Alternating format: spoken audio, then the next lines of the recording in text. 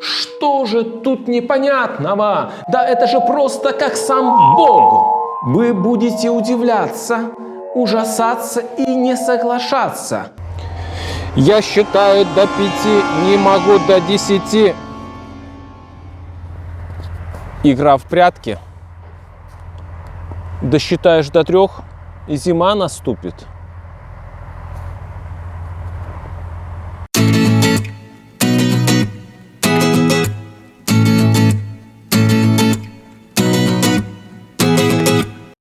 Слава Иисусу Христу! Меня зовут отец Андрей Буйнич, я священник Белорусской греко-католической церкви, а вы смотрите плейлист о катехизисе католической церкви.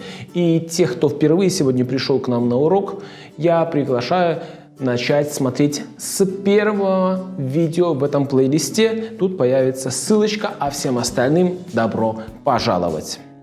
Хочу сразу попросить вас набраться терпения, потому что видео будет длится приблизительно 20 минут, много информации, и будет также лучше, если вы, как обычно, будете вести конспект. Друзья, сегодня я хочу ответить на вопрос, кто имеет право читать и толковать Библию. А ответ на первую часть вопроса очевиден. Да каждый, кто хочет, тот и может читать Библию. Ведь это Слово Божие, которое обращено к каждому человеку.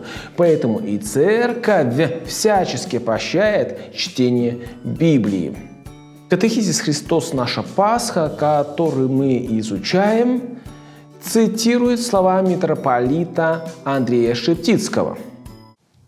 Чтение Священного Писания каждый день, пусть понемногу, должно стать обычаем каждой христианской семьи. Это чтение должно быть ежедневной пищей людей. Конец цитаты. Святой же Иероним весьма жестко высказался на эту тему. Он говорит, что не знать Писания – это не знать Христа. Но читать и знать – это, согласитесь, разные категории. Ведь тот, кто читает, не всегда ясно понимает, что читает. А если нет понимания, то нет и познания. Давайте вспомним, как в Деяниях апостолов апостол Филипп встретил вельможу эфиопской царицы, который читал пророчество Исаии о Христе. И спросил его: «Разумеешь ли, что читаешь?» А эфиоплянин ответил: «Как я могу разуметь, если кто не наставит меня?» Мы все находимся в подобной ситуации, мы все нуждаемся в наставлении. Библия, скажем прямо, достаточно сложное чтение. Впрочем, все же, наверное, не для всех людей. Когда я учился в университете, некоторые мои коллеги ходили на военную кафедру и оттуда принесли мне такую историю. Однажды на занятиях один студент не понимал темы лекции, и возмущенный полковник, который, собственно говоря, и читал эту лекцию, в сердцах воскликнул: «Что же тут непонятного? Да это же просто как сам Бог!» Уж не знаю, возможно, полковник был начитанным христианином, ведь он почти дословно цитировал святого отца церкви Иоанна Дамаскина, который в своем труде «Точное изложение православной веры» пишет о том, что Бог прост, не сложен. И это означает, что Он, Бог, не делится на части и не состоит из частей. Но если вы не Иоанн Дамаскин, и не тот полковник, тогда вам все же понадобится некоторый труд для чтения и понимания Библии. Ну что ж, тут пришло время процитировать наш катехизис, а, кстати, также пришло время подписаться на этот YouTube-канал и поставить лайк этому видео. Итак, цитата.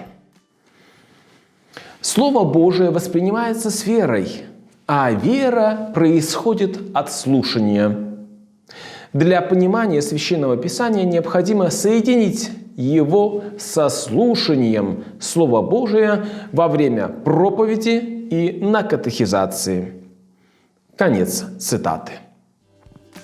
Вера необходима для понимания Священного Писания. Друзья, чтение Библии с верой – это не просто фигура речи, а необходимость, если мы хотим Слово Божие и понять, и применить к своей жизни. Я уже тут вспомнил случай из своей студенческой жизни. Так сказать, нахлынула волна ностальгии, поэтому еще один рассказ. Был у меня в БГУ факультатив, и назывался этот факультатив «Библия как культурный памятник». Его вел препод, который до этого читал научный атеизм. И я выдержал лишь 2 его лекции, так как это была насмешка с Библии. Это были те же лекции по научному атеизму, только в профиль, да что уж там говорить, в самый что ни на есть анфас. Я и мой друг пытались дискутировать с этим преподавателем, но человек был закрыт на наши вопросы. Он не был в состоянии открыться, отвлечься от своей годами выстроенной системы. Системы, которая изначально отрицала существование Бога. И он не мог иначе посмотреть на книгу, о которой пытался говорить. Вот почему так важны при чтении Слова Божьего зачатки христианской веры. Ведь Писания были написаны для христиан, для членов христианской церкви и внутри нее, внутри церкви, внутри христианской общины. А эти люди уже имели понятие, во что они уверовали. Библия, таким образом, это книга церкви. И вот почему невозможно понять смысл Божьего Слова, находясь вне церкви. Более подробно говорить о христианской вере мы будем позже, в свое время. Но если речь идет о тех зачатках веры, необходимых для чтения Священного Писания, то стоит отметить, очень важно при чтении Библии доверять ей, верить, что эта книга – Слово Божье. Вы будете встречать много кажущихся и не кажущихся противоречий. Вы будете удивляться, ужасаться и не соглашаться, а даже спорить с Библией, с Богом. Но на самом деле все это здорово. Все это говорит только об одном. Вы на правильном пути, и Слово Божие действует в вас. Ведь оно на то и Слово Божие, чтобы менять нас. Мы же не можем подстраивать Слово Божие под себя, выбирать из него то, лишь что нам якобы подходит. Слушать Слово Божие в церкви. Чтение Библии, как это уже было сказано ранее, важно слушать в церкви, на проповедях и во время катехизации. Хорошие проповеди и гомилии, и в особенности катехизация, помогают нам систематизировать, обосновать и укрепить наши знания о христианской вере. По сути, все это, и проповеди, и катехизация, являются первыми толкованиями Библии, которые помогают нам приобщиться к духу Священного Писания. Вот еще цитата из нашего катехизиса. «Поскольку Священное Писание – это Божие Слово, выраженное в человеческих словах, то для его истолкования недостаточно лишь усилий человеческого разума, но его следует читать и толковать в том же духе, в котором оно было написано. Поэтому, чтобы раскрыть смысл священных текстов, надлежит обращать внимание на содержание и единство всего Писания, учитывая живое предание всей церкви и аналогию веры. Конец цитаты. А что же такое аналогия веры? Под аналогией веры мы понимаем взаимосвязь истин в общем замысле божественного откровения. Учительское служение церкви. Возможно, у кого-то может возникнуть вопрос: может ли случиться ситуация, когда, читая Библию, два христианина будут толковать некий конкретный фрагмент Священного Писания по-разному, и эти два трактования будут взаимно противоречивые? Конечно же, такая ситуация возможна, и именно поэтому Христос поручил ставить последнюю точку в трактовании Библии учительскому служению церкви. Такие точки были поставлены, например, при формулировке догматов на Вселенских соборах. Эти точки-догматы, собственно говоря, и стали ответом на спор о правильном понимании откровения, содержащегося в Библии. Тут, друзья, мы имеем дело с таким понятием, как непогрешимость церкви. Infallibitas ecclesia. Некоторые теологи считают это определение не очень удачным, так как оно достаточно широкое и не указывает на суть вопроса. Ничего страшного, я прямо сейчас и укажу. Речь идет о том, что католическая церковь непрерывно пребывает в истине, а потому безошибочно высказывается в вопросах веры и своего учения. Разумеется, это всего лишь краткое объяснение того, что мы называем infallibitas ecclesia. Кстати, напишите в комментариях, хотели бы вы, чтобы я посвятил этому вопросу целое видео. Таким образом, давайте подведем итоги.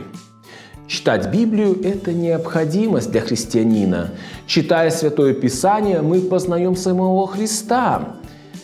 Субъективное толкование Библии само собой проистекает из чтения и желания ее понимать.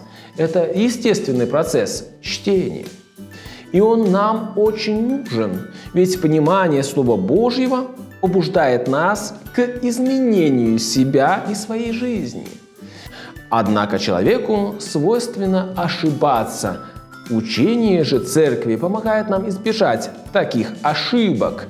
Помогает, поскольку имеет дар истины, который вытекает из самой сущности церкви и благодаря которому мы получаем объективное толкование трудных мест Священного Писания.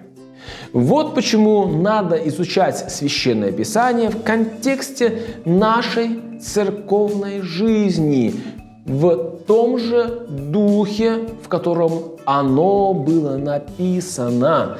Прежде всего через участие в богослужениях и катехизации. На этом все, друзья. Если досмотрели до конца, то напишите комментарий, мне будет приятно про это узнать. И также напишите, если у вас возникли или остались вопросы.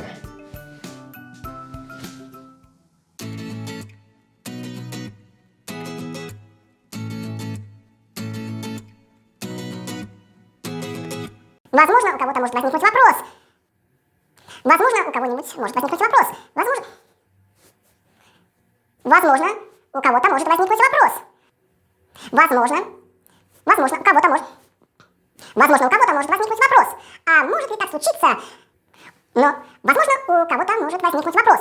Может ли случиться ситуация, когда, читая Библию, два христианина будут толковать некий конкретный фрагмент Священного Писания по-разному, и эти два трактования будут взаимно противоречивы? Конечно же, такая ситуация возможна, и именно поэтому Христос поручил ставить последнюю точку в трактовании Библии учительскому служению церкви.